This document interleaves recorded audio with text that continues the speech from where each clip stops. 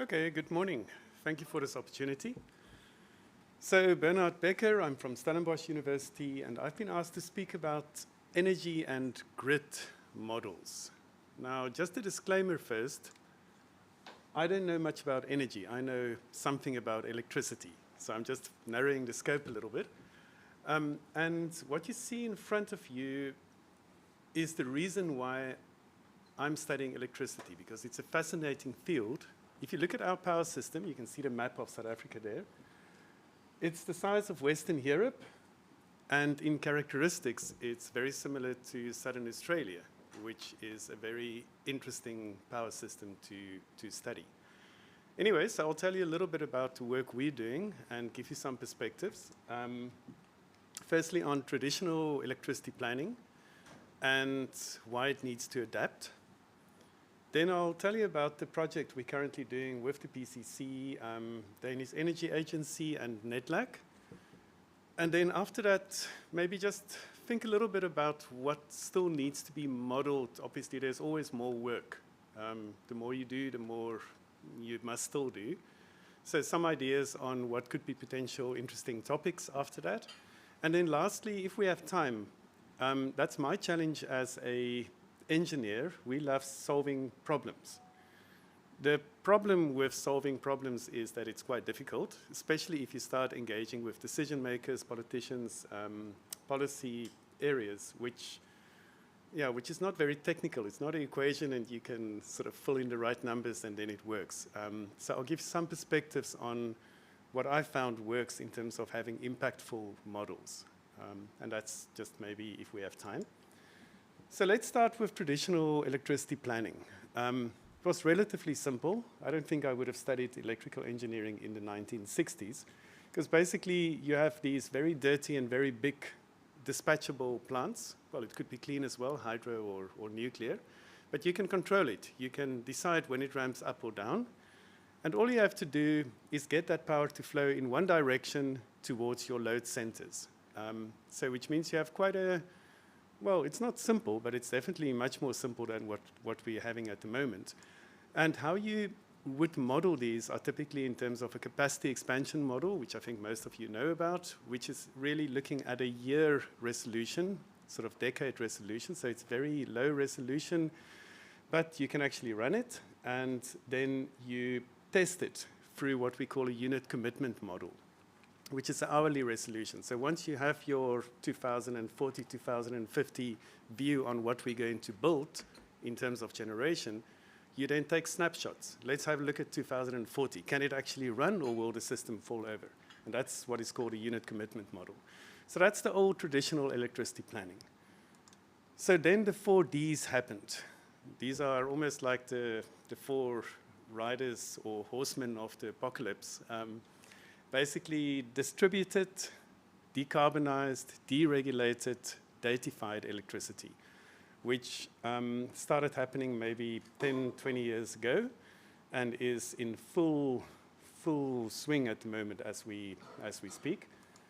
And what that means, let's look at decarbonized, for example. I mean, we've been speaking about it a lot, but physically in South Africa, if you look at our plans, and you look at this picture, it shows from 2014 to 2030 actual installations of renewables up to, what is that, 2018. And then from 2019, the IRP, our electricity plan expectations, based on the IRP 2019.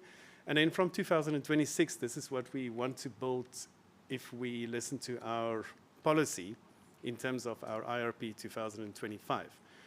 What this graph tells you is, in terms of color, the green one is wind. This is how much wind we want to add each year. Yellow is utility scale solar, i.e. these massive plants in the middle of the desert or wherever. The blue would be battery, mostly electrical or electrochemical battery storage. And then the orange color is what we call customer PV. That is people like ourselves putting PV on our roofs, behind the meter, or if you build a plant for wheeling, for example. Okay, so this is what our energy plan says. To give you an idea of scale on the y-axis, That's 2 gigawatts worth of plants. So Kuberg nuclear power station, our only nuclear power station in South Africa, that takes 10 plus years to build, would be around 2 gigawatts. Give you a sense of scale and ambition. What we're trying to do through our plans is every year build between 1 and 3 Kuberg power stations additionally in our network. So it's not a decarbonization, it's not easy. It's something that takes a lot of capital, it takes a lot of planning and focus, but it's possible. Okay, so this is just a picture of the decarbonization D. In terms of distributed, what is changing in our power system, where previously it was a nice one-directional flow of power from our big plant to our demand, which is quite nicely predictable, because humans are inherently quite predictable in how they use electricity, is now changing. All of a sudden, you have a lot of generation everywhere. You have a PV plant here and a wind farm over there, and then you have some batteries that someone put in their homes. You might have an electric vehicle that is charging, or 10 electric vehicles that all arrive at the homes at the same time, and now they all of a sudden have this charging demand. So your demand also changes. So this is complicated, and this is what is the impact of distributed. I won't go into deregulated, which means we have a market and datified, but you get an idea. So why specifically does electricity planning need to adapt? And this is the problem statement for the project that we're busy completing now with the PCC and our other partners. Have a look at this graph again. As mentioned, this is what the IRP, Integrated Resource Plan, predicted 2019 to 2025. This is what was actually built. It's a massive difference, as you can see. A lot of grid-level wind and solar that was required. What was actually built was very little wind and solar on a grid scale, and a lot of customer PV. Behind the meter, difficult to control, difficult to even see as a system operator. And the reason for this, there's many reasons. There was load shedding, there were political reasons, but a big reason for this was the fact that there were no grid. So we had an IRP 2019, which assumed what we call a flat copper plate. So a copper plate model means I can put a generator anywhere in the country, and the electrons move effortlessly with no constraints to any other place in the country. So that's a copper plate model, which is obviously wrong because you need a wire to get your electricity from where it's generated to where it's consumed. And that constraint only became apparent when the IPPs started requesting permission from Eskom to build. And Eskom said, yeah, sure you can build, we just need to build a transmission line. So wait a few years, maybe 10 years or so, and you'll get it, which is obviously not the right answer. But it shows the problem. The grid is not actually acknowledged properly in our existing electricity planning. A second problem is as we decarbonize, we get more and more wind and more solar. Both these technology types are very variable in terms of geospatial aspects. Have a look at our wind resource through South Africa. But also in terms of temporal, what I mean by that is on an hourly basis. In a typical day, it would vary a lot. Morning, strong wind, afternoon, no wind, etc. Solar, very much the same. And you can see here as an example, I zoomed into the Komsberg region of the Western Cape, where depending on where you site your wind turbine or your wind farm, if it's in front of the mountain or behind the mountain or in the valley or outside the valley, you get a very different temporal shape, both seasonal, winter, summer shape, and also then 24 hours of a day shape. So that's important. Why is it important? Let's have a look at our typical electricity production. This is from 2024, but it should give you the same sort of idea. From midnight, 12 o'clock noon, again to midnight, this is typically how we get our electricity. As you can see, by far the bulk of our electricity comes from coal. That's the brown part at the bottom, and you can see there's a gap there to go from 0 to 20 without just taking up the whole picture. So coal is really what keeps us running as a country. Then you can see in the middle of the night, let's say here at about 2 o'clock, 3 o'clock at night, your nuclear power station would also be switched on. Nuclear, typically, you don't ramp up and down because it's so costly. It's a massively costly thing to build. So when you've built it, you want it to run continuously just to get the most value for your capital. But it can be ramped up and down. Think of a nuclear submarine. That's ramping up and down. So don't let anyone tell you that nuclear power stations can't ramp. It's just not a very economical thing to do. Doesn't make sense financially. Then you can see after that you have imports, which is our hydro from Mozambique. And then lastly, you see the blue bit, which is the wind, which is also blowing at night. Okay, so why I'm focusing at the middle of the night as an example, this is currently where most of our curtailment is happening. So we have very little wind at the moment in our system. We have, I think, in total about, 10, 12% renewables, which is wind and PV. So which means low wind, but already the system operator is saying, listen, guys, I'm going to switch you off in the middle of the night. Why? Because our coal power stations can't ramp down enough. They're old, they're creaky, I mean, they're many years old. So you typically, I think they speak about 60% minimum gen, or anyways, some of you would know better. But the point is, you can only bring your coal power stations down to a certain level. Thereafter, if you don't have enough demand, you must either store your electricity, if your pumped hydro is already stored, already full. All you can do is curtail. If you curtail wind at the moment, who's paying for that wind? Because you have a contract, Eskom has a contract to take all energy from the wind provider.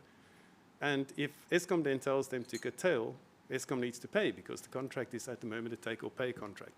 So I think all I'm showing you is don't ignore the temporal variations, for example, of wind, etc. Think carefully where you put your next wind turbines, etc., to make sure of not running into this problem. Because imagine this once we have 30% or 40% of our system in wind. So our models need to change. And then the last one that this project is focusing on as well is the problem of stability costs. So this is, I was thinking how I'm going to present it because it's quite a technical concept. But in essence, the more renewables you put on your network, renewables generate through power electronics, which means it's not this, imagine a coal power station or any nuclear or any such things. It's a big wheel that's turning. There's a massive amount of, call it inertia, but metal behind any turning thing. So if anything happens on your network, any impulse, anything trips or a line goes down, etc., you have a shock into your network. And if you have a big wheel that's turning, it's like a shock absorber. It absorbs it. If in a future power system, and you can see here on the x-axis is the share of renewable energy in your total generation. This is a literature review that a student of mine did, which basically looks at lessons that we could learn from other countries in terms of their renewable journey. As soon as you get to maybe 50%, or as your renewables now start growing as a percentage of your total generation, you start getting all sort of effects. When you start where we are, or where we were, let's say in 2024 or 23, you start with not having enough grid. So that's exactly what we saw as well. Grid became very important. Then as you move to 30, 40%, now flexibility becomes important. You can't ramp your coal power stations up and down quickly enough. You must start curtailing, so that's a flexible system or a not flexible system. Once you get to 50, 60%, stability becomes very important. What I mean by stability is it can be so many different things, but it can be resilience against the impact. You have something tripping, and then your power system shouldn't fall over. It should be stable. It could also be inter-area oscillations. Something happens in the north of the country, and now your whole power system starts oscillating. So that's really complex, really detailed. But what is a very good question is, what are the costs to mitigate these stability problems? Because yes, we're all very excited about renewables. We're excited about wind, about PV. But a wind farm is not the same as a coal power station. It's not the same as a gas plant. It has different characteristics. And are we maybe not costing in the real costs of stability at these higher percentages? So this is an important question, I think, and that's something that we also try to answer in this study then. So that's how our models need to move from the traditional models to what we see here. There's a bit of a complication specifically on dynamic modeling, and that is something we experience very, very much in detail in our project. You can imagine if you start talking about millisecond type models, you need very, very good data. Every generator in your network need to have some sort of model of how it's controlled, etc. And typically, there's no way that we as academics or most of the modeling community would have access to this data. You need to go to your utility to get it, because it's their network. We tried, I think we have an NDA.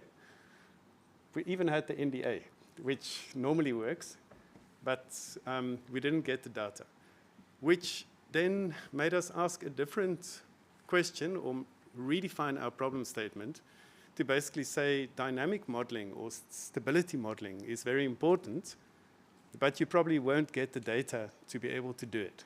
So what do? What we proposed, and I'll get to that, is that you actually then use a proxy. So you look at what sort of information do you have that is freely available or that can be found on a network, and you use that as a proxy to inform what might be the stability issues that you get. Okay, let's move on. Okay, I'll quickly run through our actual modeling project that we did. As I say, sponsored or funded by NETLAC, PCC, and DEA. Very briefly, we built 3 models. So the first model is a geospatial model, where we basically look at very high resolution resource data, wind and solar of the whole of South Africa, and we edited it, or we transformed it into something that's useful for the 2 other models. The first one is our traditional capacity expansion and unit commitment modeling group. The second one is a detailed grid model, which we did in Power Factory, which then represents the South African network. What we do is we do an iterative approach. So we would start with running our capacity expansion model, and it says, okay, you must build these technologies, and it will cost you this much, and you must build it in these places. We then put it into our grid model and said, can this be built? And the grid model spits back an answer which says, yes, but your costing is wrong. It will be much more expensive here and much less expensive over there. Now you put it back into your capacity expansion model, rerun it, because remember, capacity expansion is low resolution, grid is high resolution. You can't have a high resolution model that runs to 2050. It won't compute. You don't have enough time for that. So it's this iterative approach until it converges towards some sort of answer that seems to make sense. Okay, so that's our plan that we did. Our geospatial model, the first one, looks at era 5 data at a resolution of about 30 kilometers by 30 kilometers for the whole South Africa. What we then did is, once we have that, you cluster it according to the same temporal shapes. So for example, if you might have on this side of the mountain in the Western Cape and on this side of the mountain in the Northern Cape, you might have similar wind profiles seasonally and temporally. So you cluster them together, and we defined 10 clusters, which we then, well, look at the Western Cape as an example. This is our province. Where we are now, you can see there's all the clusters of the different types of wind that we get. We then say, how far is this? Is this within 100 kilometers of a grid MTS, main transmission station? So can we evacuate the power? It doesn't make sense to have power and you can't, it's hundreds of kilometers away from the closest grid. So we define it as such, and then we also say, where can we actually build renewables? So we take out all the rivers, we take out all the already built up spaces, all the places where you're not allowed to build. And that leaves us with the image on the right. For the Western Cape, this is what we can actually now consider as options for a future electricity build for wind. And we do the same for solar, and we then, we do a lot of things. But in essence, it gets, and we do it for the whole country. So we then see what is available close to the network, and also are there maybe any good resources available far away from the networks where it might be a good idea to expand your grid, because it might be cheaper to just build a line than to actually lose all these amazing resources far away. So that's input into our model. Then we do all sort of complicated things, and ultimately what we then get for our capacity expansion model, for our low resolution model, for each of our 10 zones that we have, we provide 50 gigawatts of potential sites in 1 gigawatt units. So our model can choose, right, I want the best here and I want the best here. Okay, what's left? Maybe I'll take a little bit here. So you give it a already packaged options on how to choose your resources. Then we get to the grid model, which is basically a whole transmission level substations from 132 kilovolts and up. So that's our model that you see there. We then allocate costs to expand, because that's also difficult. It's, you know, each network is different, but you can have some sort of assumption on how much it would cost to now add an additional line here or upgrade a MTS, a main transmission station there. So you get all the costs, and ultimately this is the important graph, where for each node in your capacity expansion model, you can then see if I were to add one renewable plant here, it's going to cost me a lot, because I need to upgrade that whole power station, or MTS, I need to put a whole new big line in there. But once I have that, I can now add 20 more power stations at very little cost. But at some stage, I will now start hitting some sort of cost again, moving up, which means it allows you, when you are now throwing the information between your models, you can get some sort of optimal position of the least cost in terms of grid expansion. But the point is, with this model, we then actually cost really how much it's going to cost for expansion of wind and solar on a distributed level. Okay, then we put it into our capacity expansion model, which is run in Plexos.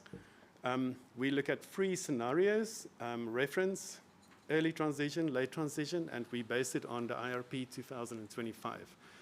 We decided that's just by far the easiest. This is a formal national plan, so there's no question then on technology costs or the rest.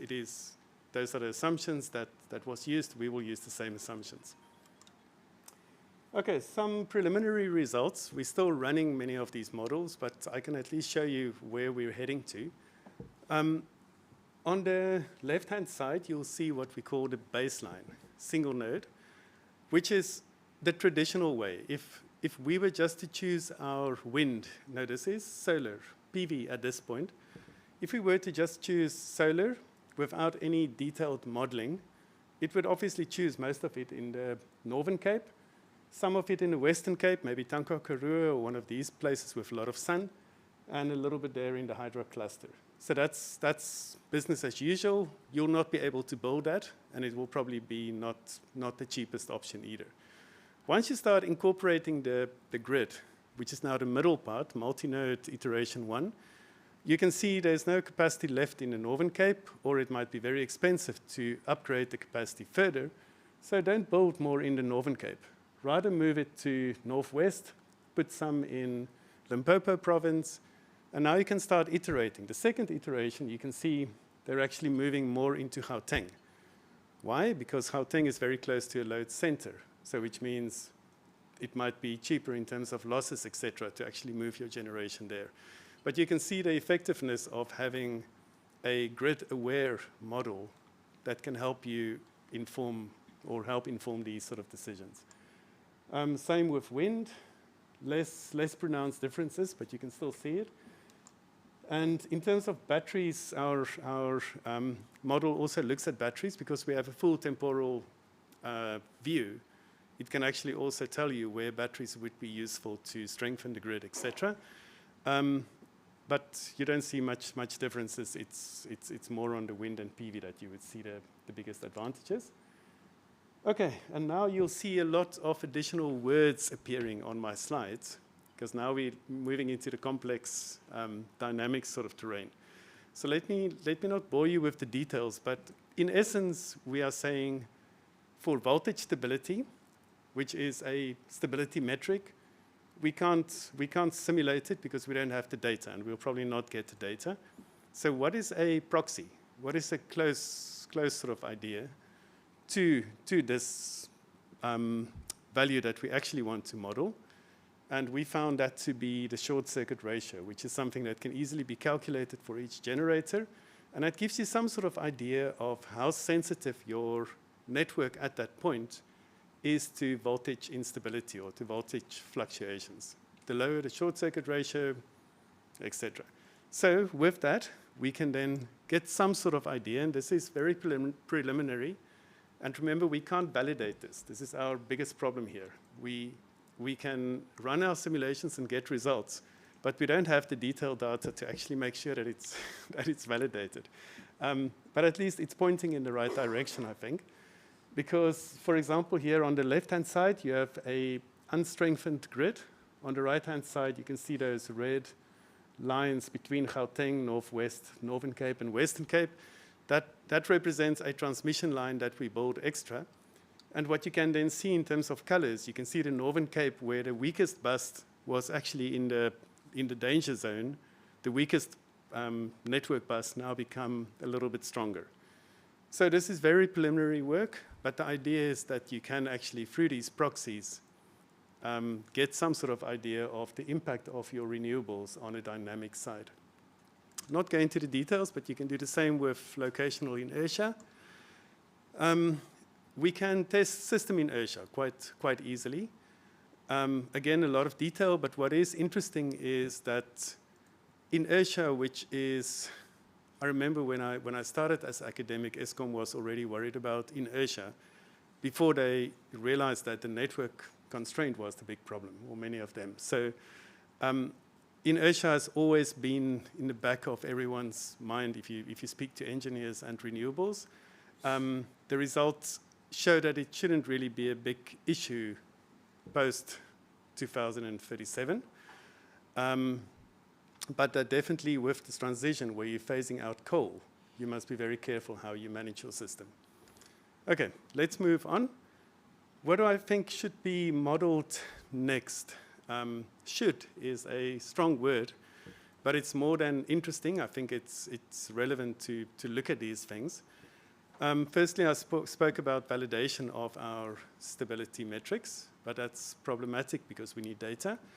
The second thing is we're moving into a liberalized market. I think it's now launching in June or somewhere, our South African wholesale electricity market. And we are in a unique position that we are launching the market in a time when mostly there's not so much generation. It's quite a generation-constrained country still. And the question is, what would the market design, because it's a human thing, a market, it's designed by human beings, so there would be some challenges to it. How would the design affect the stability of the power system? And also not only the reliability, but also the operational side of it. What I mean by the operational side is, let's say most of the market is bypassed through bilaterals, which means you don't actually participate in a market. It's much easier for you as a power producer to just have some bilateral contract with an end user. So you bypass the market, which is possible. If enough people do it and they all install PV, photovoltaics, then you have a big problem as a system operator. How do you operate such a system? So it's these sort of questions. Then a third topic that could be very interesting is looking at South Africa not as an island, but as interconnected to our neighbors, which we actually are, with some very, very active players like Namibia coming online, which could be a very interesting model to consider as well. Then lastly, there's a lot of questions around gas. Everyone is very excited about gas, and maybe you should be, but the point is there's no models that look at gas infrastructure and how that would affect price, etc. There's a lot of assumptions in our current IRP and most of our electricity models that are out there on gas would be at this price and it would be adequate. it might be that we'll have way too much gas. We'll not use enough of it, but we'll still have to have that capacity factor, and yeah, so there might be problems around that. So I think that's a worthwhile topic as well. Okay, running out of time. So how do we make our models impactful? What I've realized as an academic working with ESCOM, we don't make decisions as academics. We can influence, but the policy is made by someone else. The actual operations is done by other people that know a lot, and typically know a lot more than you think you know as well. So models alone do not improve planning outcomes, and academia does not make decisions. So that's the problem statement again. I found an interesting book, which I really, if you've not read it, read it. It's a nice thing to read over holidays. Sapiens, a brief history of humankind, where the author explores how humans got to our society. And one of the important messages there is this whole idea of an imagined reality is something that everyone believes in. And as long as this communal belief persists, the imagined reality exists force on the world. So think of something like money. We talked about it yesterday, this whole idea of a 100 Rand note or a dollar note. It has no inherent value, but we all believe it has value, and therefore our whole society is based on it. And we can actually move forward because of it. In the same way, this is a story, and this is the central idea of this book, is that humans are storytellers. That is what sets us apart from the other animals out there. And storytelling is our superpower. So bringing that back to models, stories shape reality as we know, through money as an example. Modeling informs stories. So what we should do for impactful models is firstly learn to tell better stories. Really inspired through our stories that we tell. That could be, and that is based on models. So that's one idea. The second one is to be, sorry, that's the engineer speaking, but to be effective in choosing our audience. Many modelers, I don't know if many, I can say that, but you have the risk of telling good stories to anyone that would listen, but those people are actually irrelevant in terms of decision-making power. So be focused in who you choose as your audience for your models and for your decision-making sort of aiding aspects. Then we talked about it yesterday. We can make our models impact by being in a relationship, a strong relationship with the policymaker, so that there's trust. Typically, people listen to your stories if they trust you. And that's maybe also important to understand what I call knowledge scaffolding is. Because they already have some sort of preconceived ideas or set of knowledge that you are now affecting, or you're starting from where that stopped. So be very, very aware of that as well. That's one of the reasons we use quite expensive modeling software. I'm very, very pro open source, but if all the people you are talking to use Plexus, for example, I've seen sort of the look on people's faces. If you say, yeah, we use this whatever, X, they're like, oh, yeah, but that's not that's some student wrote that. No, okay, but anyway, thank you for your contribution. Next.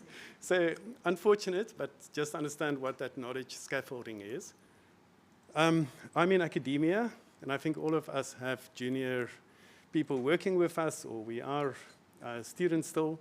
So this whole idea of mentoring and inspiring the next generation would make our models more impactful. And then lastly, thank you for this workshop. Multidisciplinary collaboration, I think, is very important. Okay, thank you very much.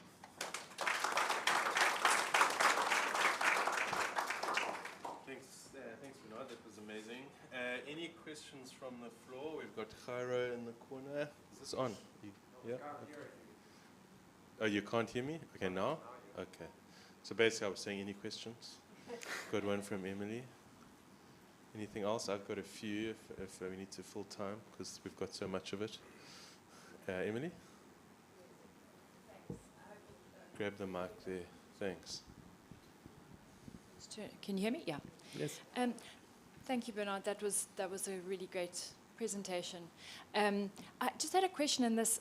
coming from an economist, might be a very technically ignorant question, but I guess it's around 2 grids or mini grids, or at what point does it make sense, and especially thinking like overlaying on your graphics, where it makes sense to build generation capacity in South Africa, knowing it well, is not necessarily where our greatest poverty, inequality, industrialization, there are a whole lot of other factors in the real world where one might want to locate power. So if from a grid perspective we have a direction as to where it makes most economic sense to build generation and grid capacity, is building a second grid or building mini grids in order to locate industrial capacity or in order to deal with particularly impoverished areas, is that an option, and how would one look at that? Okay. Thanks. And then Charo had a question. And then you can answer. Thanks. Good morning, everybody.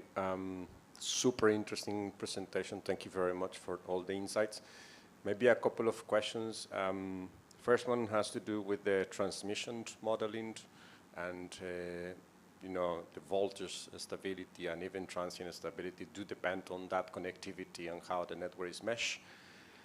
So what's the plan on expanding the generation expansion plan with integrated generation transmission plan?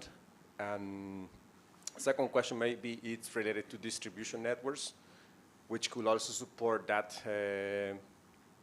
let's say, expansion in generation, more photovoltaics and so on. And currently, there are DSO, TSO coordination mechanisms so as to support from distribution to the transmission stability. So what is the plan to expand to distribution networks, which are typically out of the discussion in these forums, but they are becoming a very important player in the transition as well? Thank you. Can you just explain your first question a bit more? I didn't quite understand what the question was. Sure. The first question is related to integrated expansion of plant generation and transmission. So typically we do have expansion of generation, and we see how solar or gas or hydro or wind will need to expand, but sometimes we don't trace the connectors between those and the expansion of the grid. This could be done through new lines, could take 10 years, but could also be done through advanced conductors, which are currently becoming also a very important technology, because we can deploy advanced conductors in basically 2 years as opposed to 10 years for new lines, because the permitting is a very complex. Sorry, one of my hats is I am the Chief Technical Advisor of the Green Grids Initiative, which is a global initiative to expand grids. We do know that permitting is quite challenging and is one of the main roadblocks in the expansion of transmission. So, yeah, the question is basically how do we account for the grid in the planning that you are considering here? Okay, thank you. Can I answer? You don't want to test me with 3 questions and then see if I remember the first one. Remember them all. No, I no, think no, that's please all don't. the questions No, from no, the no, room. no. But I have 5. Do you want? No. Okay, go ahead. Anyways, let's start with the question on microgrids. So I think it's a very good question, because if you think about it, in many of our homes, the non-South African colleagues might not be aware of it, but through load shedding, we very quickly skilled up in terms of inverter technology. Don't know if it was available previously, but it became quite cheap. So in my house, for example, I would have a hybrid inverter with a battery and PV that's grid connected, and as soon as the grid has any issues, load shedding or voltage or whatever, it just seamlessly disconnect. I don't know about it. I must look at the street lights to see if my power system is powering me or whether I'm connected to the grid. So in the same way, you get many islands where high levels of renewables with batteries is already operating quite efficiently. So from a technology perspective, there's no issue with lots of microgrids everywhere that connect when available or disconnect when there's some sort of issue. But unfortunately, or in reality, it's not just the technology issue. There's also interoperability, which is regulations. This grid must talk to that grid, and this grid must not impact that grid. And that's where the 4th D, datafication, comes in. they call it the smart grid. At the moment, we still have very much a dumb grid where we have a lot of wires and a lot of, yeah, but you get what I'm saying. Compared to a smart grid is one with a lot of control, a lot of visibility, and that means a lot of sensors and a lot of things that can go wrong, and a lot of regulations and policies, etc., that are driving it. So I think that's an amazing future. It's quite a difficult future. If you think about, we talked about it the other day, Steve, on the virtual power plants. Virtual power plants is also a brilliant idea. How many of you have batteries in your house that now that load shedding is done, you sit with a lot of batteries that are just it's of no use. It's just sitting there. Well, if you can harness that, if you can have 100 or 1,000 batteries controlled by your distribution utility, that would be a very powerful thing because that can manage a lot of issues. But try and organize that. Try and arrange, firstly, with the utility and try and see if the standards are in place, etc. So I think those are the hurdles that I see. But from a technology itself, it is possible. And maybe a last thought on that, in terms of efficiency, there's a reason why each of us do not have our own small coal power station at home. We realized a long time ago it's actually much more efficient as a society to group things together, economy of scale. So let's, as a city, have one generator. And probably that same efficiency holds to some extent once you start interconnecting. It is just more efficient than having a lot of islands. But as you're saying, there's the constraints of you must build out the grid, etc. Okay, then on your comments, I think, yeah, we looked at, for example, dynamic line rating. And we actually even gave a presentation. One of my students is looking at that and gave a presentation to Eskom system operator. And they were laughing, listening to all these brilliant ideas of all you need to do is this and that, and then you can.